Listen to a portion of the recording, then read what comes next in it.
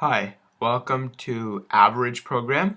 So today we're going to be looking at an average program which prompts the user for numbers, a variety of numbers, an unlimited amount of numbers, and then it gives an average of the total numbers entered. So as you know, the formula to get an average is the sum of all the numbers entered divided by the number of numbers entered. So we're going to be looking at that, and we're going to be seeing how we apply that, and we'll be using a while loop and an if statement in order to achieve this, because we want it to be practically endless. We want the user to be able to enter as many numbers in as possible. So we're going to be looking at this line by line, and then after we look at it, we'll look at the output and analyze it. So here we are at the top of the program, and we have an end of line comment declaring the file name average.java. Next we're importing the java.util.scanner class, which is part of the java.util package. We're declaring the class, which is public class average. Average is the class name. A brace, and here's the body of the class. So here we're declaring the main method, which is something you should have memorized, and it should be second nature now. And then with the first line, we are declaring a scanner variable, also known as an object reference. We'll get into more about that later in the course, but it's also known as an object reference, and it's basically creating S, which is a scanner object and a variable, and where it's taking input from the system's input.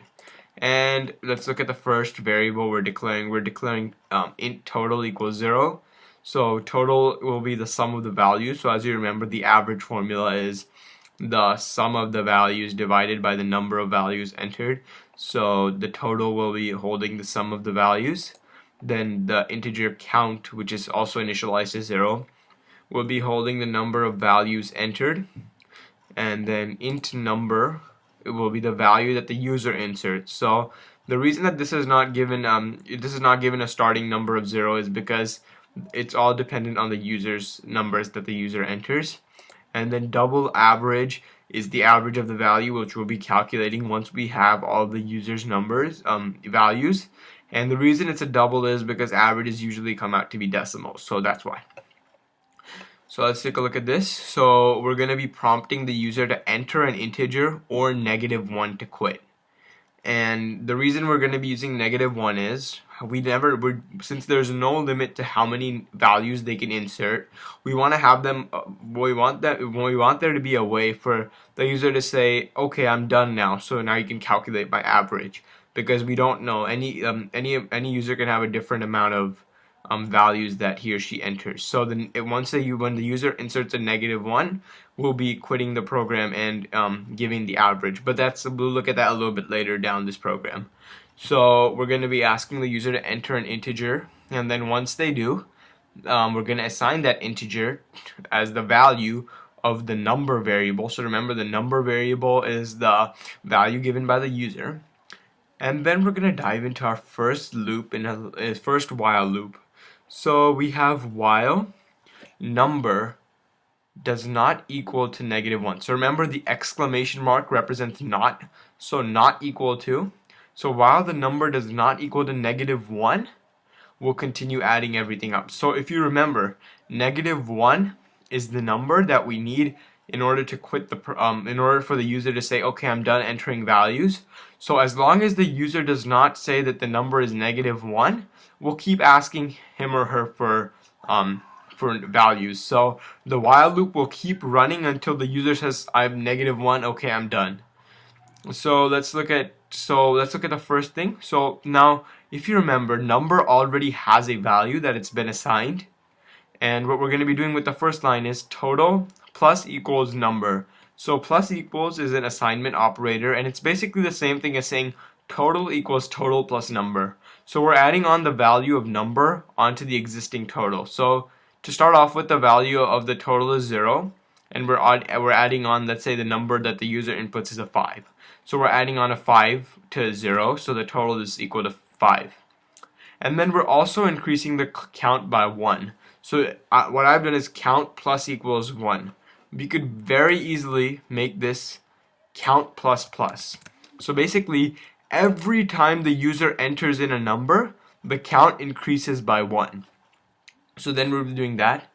And once we've had the user, once we've increased the count and increased the total, we ask the user for another integer, and then they can enter -1. They have the option to quit again, and the new value of number is the new number they give. So the value of the number variable does not remain the same. It keeps getting changed depending on the most recent value that the user enters.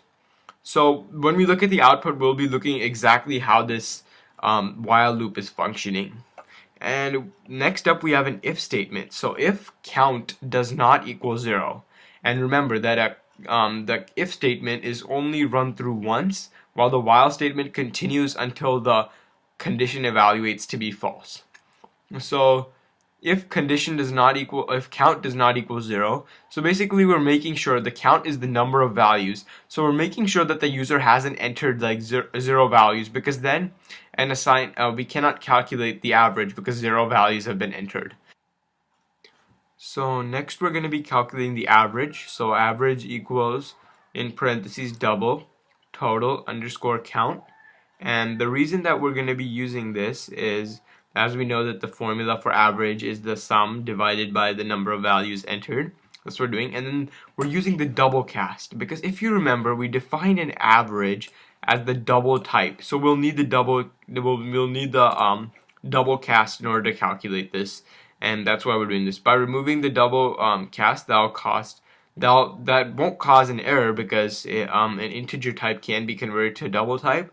But it will be a problem because, if you remember, integer division never results in decimals, and the decimals are simply truncated or removed. And in order to give an accurate average, we need to have it to the nearest decimal. And then after that, after we know their average, we're going to say the average is space and then print out their average. Now remember, if their count is equal to 0, so if it is equal, it's not 0, so it is equal to 0. That means no numbers are entered. We'll print out nothing was entered. So now we're going to relook at this while loop when the output comes, and then we'll analyze that. I'm going to scroll this up a little bit here. Okay, so let's run this program now. Sorry, let's recompile, and then let's run the program. So as you can see, it says enter an integer or -1 if you want to quit. So let's say that we have 10. Let's say first number is 10. Okay, now let's see what's happened to the computer. We've executed this right now. We've said that the number is equal to 10. So now it's going to check. While number does not equal -1. So 10 does not equal -1. So then it's going to evaluate to be true. So then it's going to execute the body. So total, which is originally 0, will be now added on with the number 10, which is the number we've inputted. So now the total is equal to 10. The count will increase by 1, so now the count is 1 because 1 value has been inserted. And then we're going to print out, and then once that both of these things have inserted, again it says enter an integer or -1 to quit. And the number's new value will be whatever I insert next. So now that we're at this point where it's reprinted, I'm going to give number a value of 20.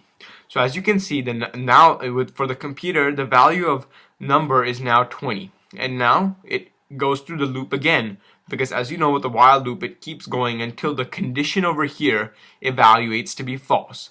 So we'll check. 20 does not equal -1. That's true. So it's going to go through this entire body again. So the total, which is 10, is going to get 20 added onto it. So the total is going to become 30. The count's going to increase by 1 again, so the count's going to be equal to 2. And then it's going to print this out again. Enter an integer or -1 to quit, and then number will get assigned the value. So let's say I only had 2 numbers and I wanted to find the average. So I want to quit now. So I'm going to insert -1. And when I press enter, it's going to display my average. Now let's see why. So when I put -1, the value of number becomes -1. So now -1 does not equal -1. That's false. So then this while loop will stop being executed. And then once the while loop is done executing, it's going to go down to this count. And it's going to check if the count is not equal to 0. So the count is 2 because we've inserted 2 numbers. And it's going to say that count 2 does not equal 0. That's true. So then it's going to calculate our average by dividing 30 30 by 2 and converting it to double type, and then it's going to print out our average. The average is. So now when I correct -1, that's what's going to happen, and this statement's going to get printed out after the average is calculated. Sorry, I need to... So right here, I'm over here, and I'm going to press enter. So as you can see, it prints out the average is 15.0. The reason there's a 0.0 after it is because the average is of double type, that as we declared in the program. And everything went according to plan. So when the number got a value of -1, this condition evaluated to false, and the while loop stopped being executed, and it moved on to this if statement. And then it checked if the count was not equal to 0, which turned out to be true because the count was 2. And then it calculated our average and printed it out. Now the other thing let's test out. Let's say that, I decided I want to get the average, but then I change my mind, I don't want to get the average, so I just want to quit the program. So let's reset this and let's run it again. And this time what we'll do is, sorry, let me compile again, and let's run it again.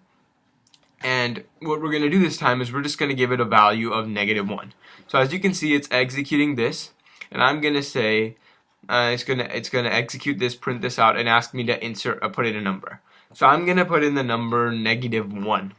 And then when this while loop is run for the first time, it's going to check if the number is not equal to -1. And as if I input -1, this condition will come out to be false. So because it will come out to be false, this while loop won't be executed even once because the condition came out to be false, and the computer will not execute the while loop then, and it's going to be continued. We're going to continue going after that. So now the count is 0, and the count was 0 as it was declared. And the count has not been increased because increasing the count is part of the while loop, which was never run. So what's going to do now is going to check if count does not equal to 0. So 0 does not equal to 0, which is the count, will evaluate to be false. And because it will evaluate to be false, this block will not be run. This body will not be executed. And then it'll go to else because there's no other conditions that it can check for in this if statement. It'll go to else. And it'll print out system.out.println, nothing was entered, and that's the end of the program. So if the count is equal to 0 and I've inserted -1 as the number, then this will print out to be nothing was entered. So let's put in -1 and let's see what happens. So -1, and as you can see, it says nothing was entered. So in this program, we looked at the if statement, we looked at the while loop, and we looked how the reason we use the while loop is because it's a repetitive loop, and we saw how we can have the user enter in thousands or unlimited amount of numbers, and we could give him or her an average. So that's where loops really come in. This is the logic, because this can go on forever, infinitely, and this is where logic is necessary.